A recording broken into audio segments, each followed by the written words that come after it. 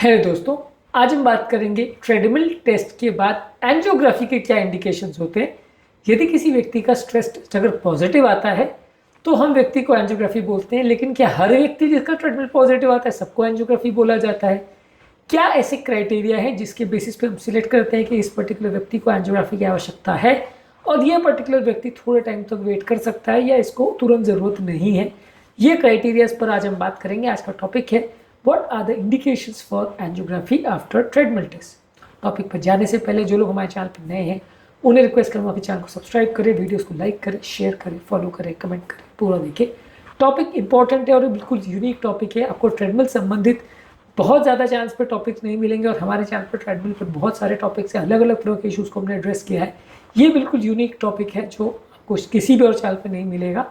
शायद ज़्यादातर डॉक्टर्स भी इस बारे में बात नहीं करेंगे, इसलिए इसको एंड तक देखिएगा। चलिए शुरू करते हैं इम्पॉर्टेंट वीडियो। सबसे पहला कि जैसे मैंने बोला, अगर ट्रेडमिल टेस्ट आपका नॉर्मल आ रहा है या पॉजिटिव आ रहा है और सिग्निफिकेंट एसटीटी चेंजेस आ रहे हैं जो कि सजेस्ट करता है कि व्यक्ति को हार्ट का ब्लॉकेज हो सकता है, व्यक्ति को यदि ट्रेडमिल करने के दौरान ईसीजी चेंजेस आ रहे हैं, छाती में दर्द हो रहा है, ब्लड प्रेशर का रिस्पॉन्स चेंज हो रहा है, ब्लड प्रेशर बहुत ज़्यादा ड्रॉप हो रहा है, ये सारी चीज़ें इंडिकेट करती हैं कि कुछ गड़बड़ अंदर हो सकती है, नलियों का ब्लॉकेज हो सकता है, वहाँ पे एंजियोग्राफी की ज़रूरत है। इसके अलावा मान लीजिए अगर किसी व्यक्ति को कोई खास रिस्क फैक्टर्स नहीं है और वैसे व्यक्ति को एंजियोग्राफी में ब्लॉकेज होने का चांस बहुत कम है, तो वहाँ पे हम वेट करते हैं। वहाँ पे हम पेशेंट को कुछ दिनों तक मस्कुलर पेन की दवा या थोड़ा बहुत हार्ट की दवा चालू करके हम वेट करते हैं, ये देखने के लिए कि पेशेंट के सिम्टम्स बढ़ रहे हैं कि घट रहे हैं, उसके सिम्टम्स में क्या उतार चढ़ाव आ रहा है। इस चीज़ों को हम असेस करते हैं और बाद में फाइनलाइज कर दें कि उसको एंजियोग्राफी की ज़रूरत है या नहीं। लेकिन यदि व्यक्ति को अगर हाई रिस्क क्राइटेरिया है पॉजिटिव और उसको मल्टीपल ब्लॉकेजेस के रिस्क फैक्टर्स अवेलेबल है तो वहाँ पे एंजियोग्राफी करना चाहिए।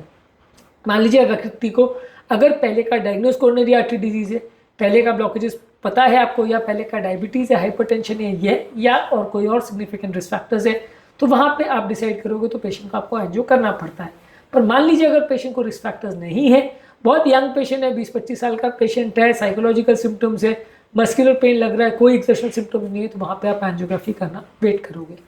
इसके अलावा यदि किसी व्यक्ति को अगर परसिस्टेंट सिम्टम्स हो रहे हैं, यानी बार बार सिम्टम्स हो रहे हैं, यानी एक बार मान लीजिए आपने दवा देके पेशेंट को भेज दिया लेकिन दोबारा फिर से उसको सिम्टम्स हो रहे हैं, हर बार आपके पास कोई ऑल्टरनेटिव एक्सप्लेनेशन नहीं है कि इस व्यक्ति को जो सिम्टम्स हो रहे हैं इसका कोई और कारण तो नहीं है, इसका कोई और लक्षण तो नहीं है, इसका और कोई बीमारी से रिलेशन तो नहीं है, अगर कोई ऑल्टरनेटिव एक्सप्लेनेशन नहीं है तो वहाँ पे आपको एंजियो करना पड़ता है, एटलीस्ट रूल आउट करने के लिए कि ब्लॉकेज है या नहीं। वहाँ पे आपके लिए एंजियोग्राफी करना अनिवार्य होता है। अगर किसी व्यक्ति को बार बार सिम्टम्स आ रहे हैं, अगर पहली बार सिम्टम हुआ है और कोई खास प्रॉब्लम नहीं हो रही है, सारे बाकी रिपोर्ट्स नॉर्मल है, रिस्क फैक्टर्स भी ज़्यादा नहीं है, ट्रोपोनिन भी नॉर्मल है, तो कई बार आप वेट कर सकते हैं। हालांकि हर केस में कितने ईसीजी चेंजेस हैं, कितने ज़्यादा प्रॉब्लम्स हैं, कितने रिस्क फैक्टर्स हैं और प्री टेस्ट पॉसिबिलिटी क्या है पेशेंट के ब्लॉकेजेस आने का, मतलब कितनी संभावना है पेशेंट को एंजियोग्राफी में ब्लॉकेज आने का, इस पर से डिसाइड होता है कि पेशेंट की एंजियोग्राफी की ज़रूरत है या नहीं। इसके अलावा यदि किसी व्यक्ति को अगर डाउटफुल ट्रेडमिल रिपोर्ट आ रही है, यानी आपने जो ट्रेडमिल किया उसमें रिपोर्ट में पक्का कह पाना मुश्किल है कि ब्लॉकेज है या नहीं,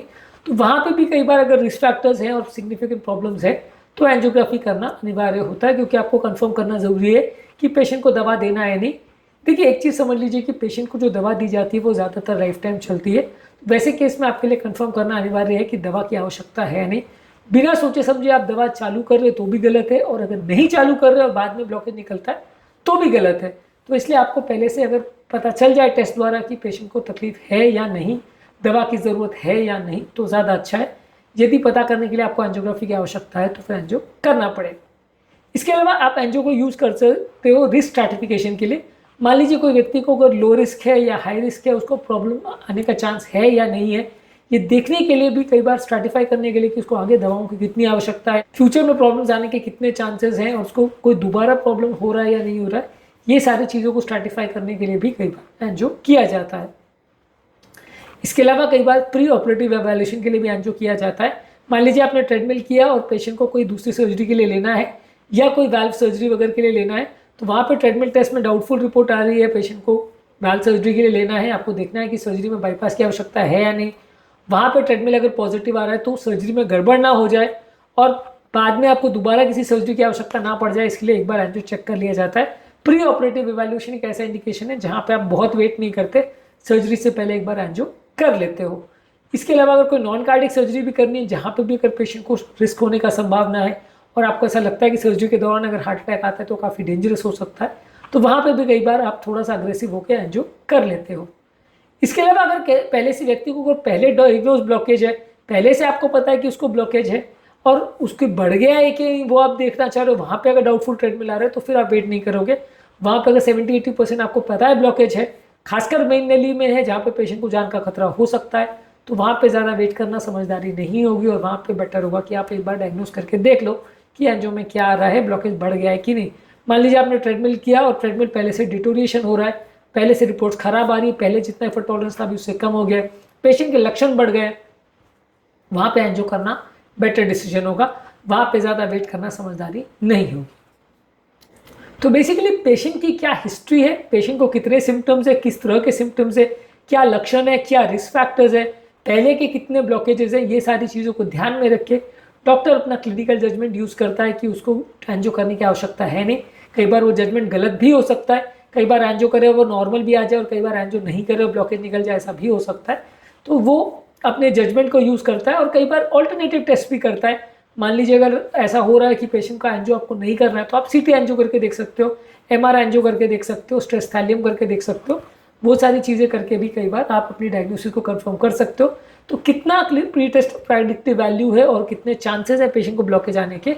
इसके हिसाब से जज किया जाता है कि एंजियो की आवश्यकता है या नहीं। आज के टॉपिक में हमने बात करी